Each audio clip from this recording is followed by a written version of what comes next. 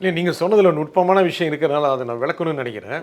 ராமதாஸே தந்தையை மிஞ்சிய தனையனாக இருக்கட்டும் அப்படின்னு சொல்கிறது, அன்புமணியே இருந்துட்டு போகட்டும், தன்னை மீறி கூட இருக்கலாம் அப்படிங்கிற எண்ணத்துக்கு அவர் வந்துட்டாருன்னு நீங்கள் சொல்ல வரீங்களா? தன்னை மீறி அப்படிங்கிற ஒரு எண்ணம் தான், ஈகோ தான் அவருக்கு வந்து பெரிய அளவில் சிக்கலை உண்டாக்குச்சு.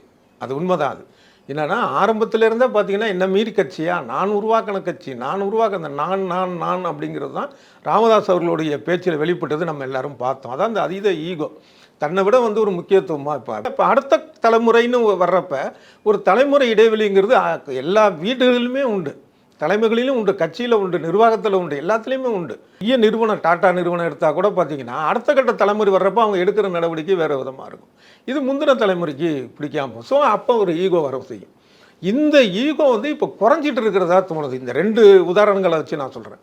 அந்த மேடையிலேயே வந்து ஒரு சேரு போட்டது அன்புமணி, இங்கே வந்து பார்த்தீங்கன்னா தந்தையை மிஞ்சின தனையனாக மு.க. ஸ்டாலின் இருக்கட்டும் அப்படிங்கிற ஒரு இது சொன்னதுங்கிற ஒரு மாறுதல் அப்படி நான் பார்க்குறேன். அதாவது இன்றைய சூழல்